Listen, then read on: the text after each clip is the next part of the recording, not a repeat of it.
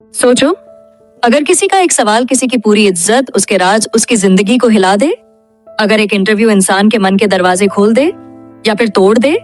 आज की कहानी सिर्फ द इंटरव्यू नहीं है, यह है दुनिया के सबसे खतरनाक हथियार, सवालों की असली ताकत।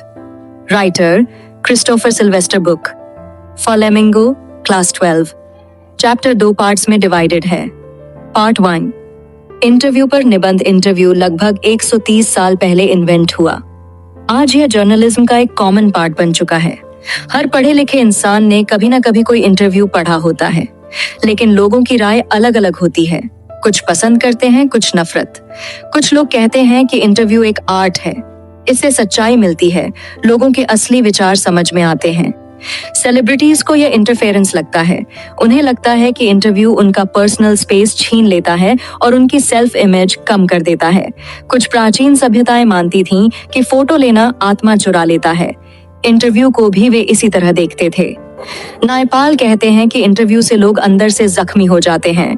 लुइस कैरोल इंटरव्यू को लेकर हॉरर महसूस करते थे और कभी इंटरव्यू नहीं देते थे। रडयार्ड किपलिंग इंटरव्यू से सबसे ज्यादा नफरत करते थे। उनकी पत्नी ने लिखा कि आज का दिन 2 रिपोर्टर्स ने बर्बाद कर दिया। किपलिंग कहते थे कि इंटरव्यू इमोरल है, क्राइम जैसा है, असॉल्ट जैसा लगता है और इसे सजा मिलनी चाहिए। वेल्स इंटरव्यू को ऑर्डियल यानी तकलीफ कहते थे। सॉल बेलो कहते थे कि इंटरव्यू गले पर अंगूठे जैसा दबाव देता है। इसके बावजूद सिल्वेस्टर कहते हैं कि इंटरव्यू एक शक्तिशाली और उपयोगी माध्यम है। डेनिस ब्रायन कहते हैं कि हम अपने समय के लोगों को सबसे ज्यादा इंटरव्यूज के जरिए जानते हैं, इसीलिए इंटरव्यूअर के पास अभूतपूर्व पावर होती है। उम्बर्टो इको का interview by Mukund Padmanabhan, the Hindu. Umberto Eco Italy के मशहूर प्रोफेसर ऑफ सेमियोनेटिक्स, स्कॉलर, बच्चों के लेखक और नोवेलिस्ट हैं। उनका novel the name of the rose बहुत बड़ा हिट हुआ, 10 मिलियन कॉपीज बिकी। मुकुंद पूछते हैं कि स्कॉलरली काम और फिक्शन दोनों कैसे करते हो। इको कहते हैं कि स्कॉलरली राइटिंग भी नैरेटिव होती है, कहानी जैसा फॉलो। वे रिसर्च और मिस्टेक्स को रीडेबल बनाते हैं। नोवेल इसलिए देर से शुरू किया क्योंकि पहले समय नहीं मिला। मुकुंद पूछते हैं कि इतना काम कैसे मैनेज करते हो। इको इंटरस्टिसेस का कॉन्सेप्ट समझाते हैं। जिंदगी के छोटे छोटे खाली वक्त, लिफ्ट का इंतजार, गेस्ट का इंतजार, प्लेन का इंतजार, इन छोटे समय को वे प्रोडक्टिव बना देते हैं और यह मिलकर बड़ा आउटपुट दे देता है।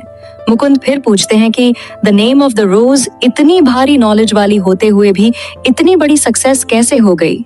इको कहते हैं कि सक्सेस एक मिस्ट्री है। शायद टाइमिंग सही थी। लोगों को कभी कभी डिफिकल्ट रीडिंग भी पसंद आती है। नोवेल बाहर से क्राइम मिस्ट्री लगता है, लेकिन अंदर मेटाफिजिक्स, थियोलॉजी और सेमियोटिक्स जैसे डीप टॉपिक्स हैं। आखिर में मुकुंद पूछते हैं कि खुद को पहले क्या मानते हो, राइटर या प्रोफेसर। इको कहते हैं, मैं पहले प्रोफेसर हूँ। नोवेल्स मैं संडेज को लिखता हूँ। उन्हें एकेडमिक कॉन्फ्रेंसेस ज्यादा पसंद हैं, लेकिन नॉवेल्स ने उनका रीच बढ़ा दिया, जो अच्छी बात है।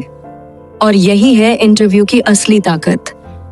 ये सिर्फ जवाब नहीं निकालता, ये इंसान का सच, उसका डर, उसका दिमाग सब खोल कर रख देता है। अगली बार जब कोई सवाल पूछे तो समझ जाना, इंटरव्यू शब्द छोटा है पर इसके पीछे छुपी ताकत बहुत बड़ी है।